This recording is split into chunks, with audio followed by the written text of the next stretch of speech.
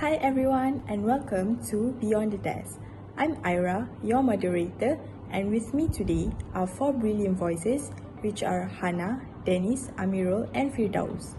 We're going to explore something every professional needs but rarely talks about directly, which is workplace etiquette.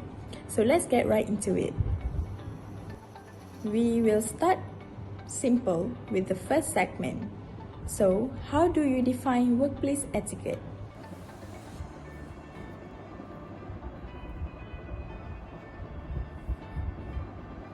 To me, it is about the silent rules, how we behave, communicate, and show respect in a professional setting. It all affects how people feel and how work gets done in an office.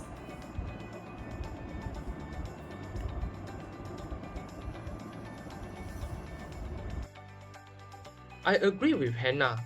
Actually, workplace ethic is everything from showing up on time to knowing when to speak and when to listen. And of course, even how you word an email matters. Yes, and plus now with hybrid work, etiquette has expanded. It's also about online behavior, such as not talking over others on Zoom, replying on time, and respecting digital boundaries. Thank you guys for having me today. It's been a pleasure to be here and talk with all of you. And today I believe the topic that we are talking about are very important, which is about workplace ethic. And I believe all of our panels already talk about their own perspective about workplace ethic. For me, actually it started by our own self-awareness, because of we should dictate how we are going to make people feel. That's from my standpoint. So I believe we as a person, as colleagues to our friends in our workplace, should make them feel included, heard, respectful. From that basis, we can make and also shape a healthy environment, especially in our workplace.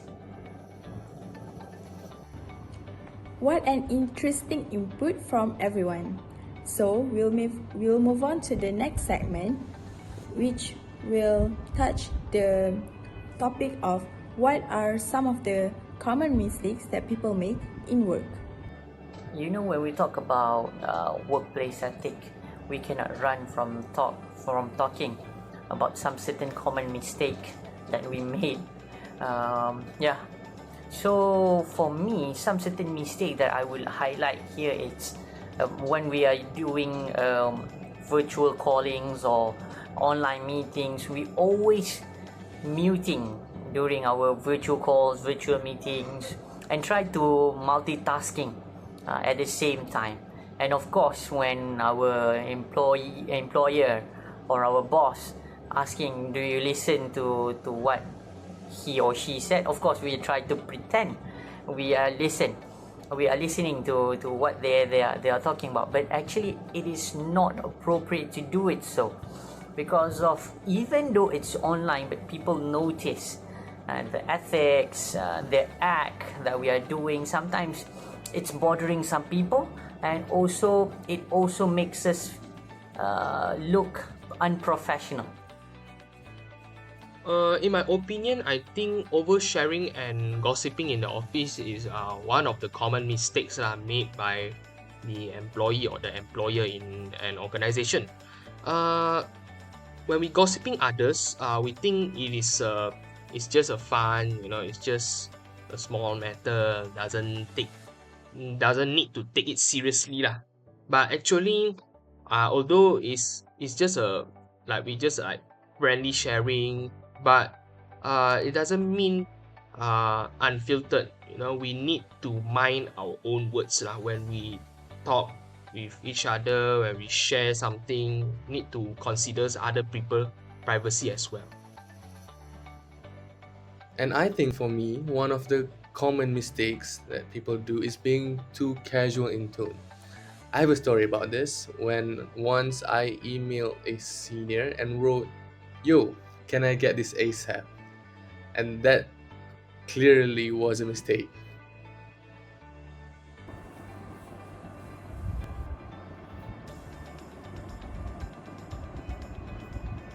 Ignoring boundaries, sending late night texts or barging into someone's focus time without checking in first. Small things, big impact.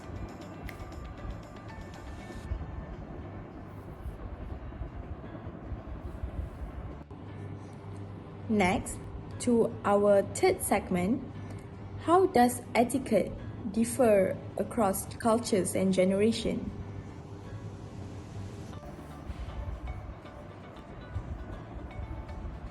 Massively. In some cultures, directness is seen as rude, while in others, it is expected. So you really need to observe and adapt.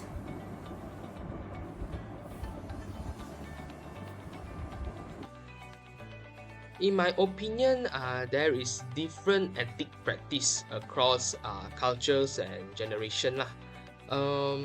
For example, in one company, there is a different generation gap lah. Gen Z intern workers and Gen X supervisor.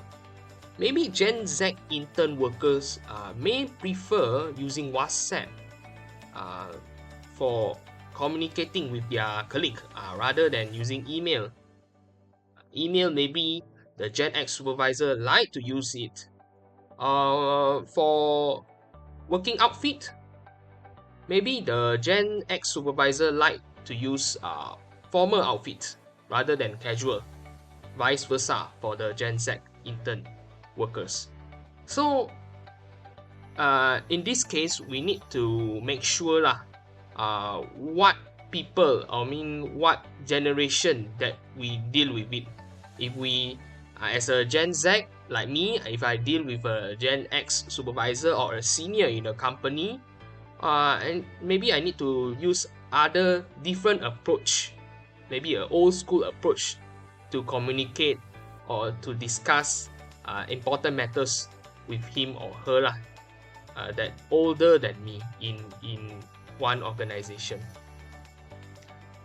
Honestly, for me, I think nowadays cultural intelligence is underrated. I think people need to learn to avoid assumptions, ask when they are unsure, and be willing to learn from mistakes. I think when we talk about diversity or cultural sensitivity, there is one word that come into my mind, which is inclusivity. Inclusivity in workplace were very important, is very important, because inclusivity also means making room for other voices and practice, such as we can start from the basic needs of others, such as from prayer breaks to the language that we use daily to communicate. Sometimes it's not about special treatment that we try to give to people, but it's just about basic respect. Understand people, understand that what they can do and cannot do. So that's the thing. Inclusivity, I believe, can make or shape a positive work environment. Great answers from like-minded people. So for our fourth segment, it might be a favorite topic for some of our sharers, which are digital etiquette. So what are your thoughts on digital space or digital manners? My thoughts on digital manners is it's very, very important. And one of the most things that is important to me is keeping your camera on when possible. It shows that you're present.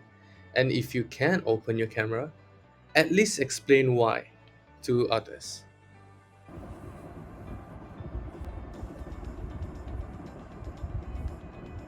It is best to avoid one-word replies like noted in group chats all the time.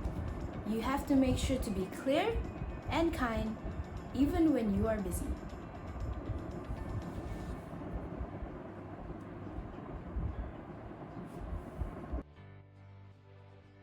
For me, I will always set status messages on my WhatsApp or Telegram lah messages so that my colleague know whether I'm offline or online.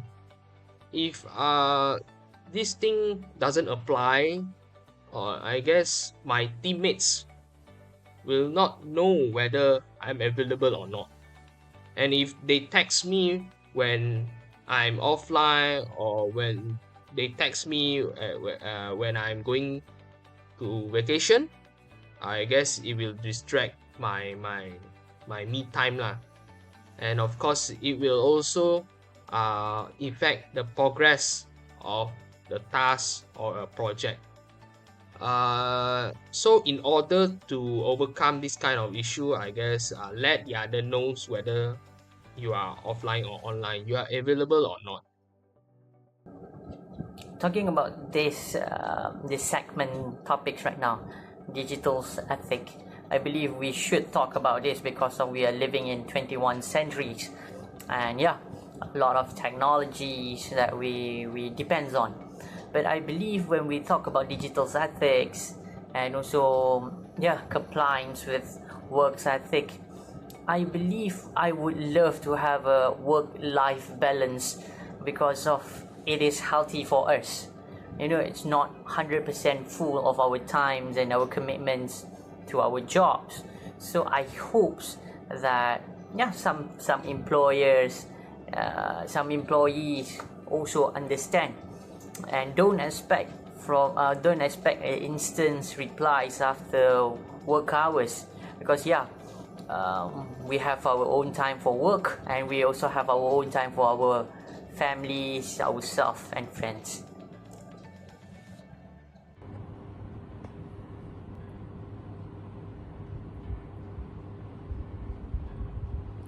Next, on to our last few segment, which is building good etiquette habits.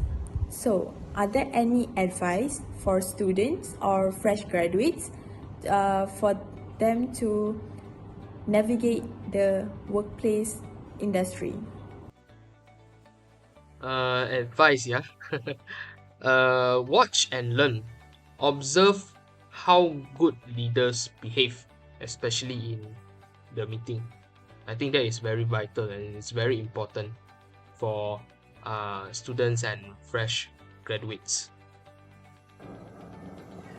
This is very interesting topics to talk about, building a good ethics habit, because some people think lightly about this kind of habits. For me, don't underestimate the basic ethics that we can do, which is greeting people, respond on time, say thank you, to appreciate, say sorry if we do some mistakes. Because of these kind of things can build a bond that unbreakable. So as a human, this is some part of human touch, or we can call it a good ethic habits that can build a strong bond and make our work efficiently day by day.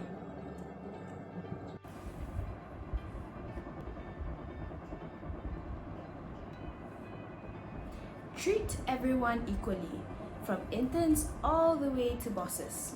Consistency is key.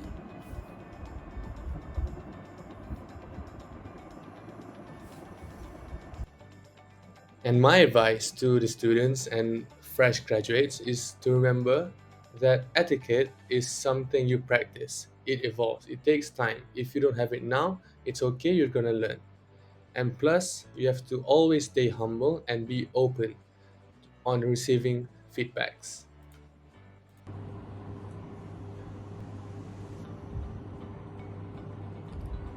So, we are nearing the end. Are there any quick tips from each of our panels to close this talk?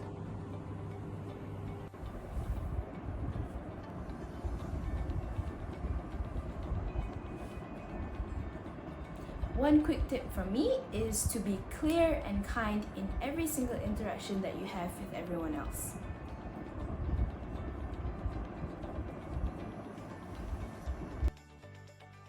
respect people's time because time is limited.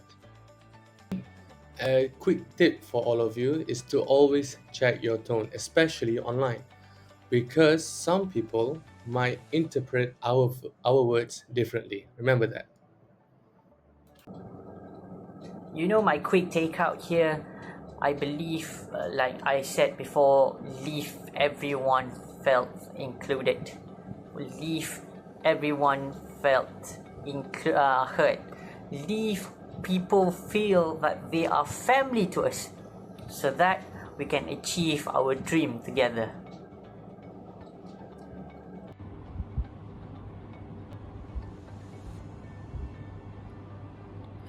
What a great insight from all of our panelists.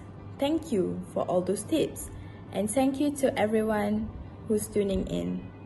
Workplace etiquette isn't about being perfect, it's about being aware. Until next time, stay sharp, stay kind, and stay professional.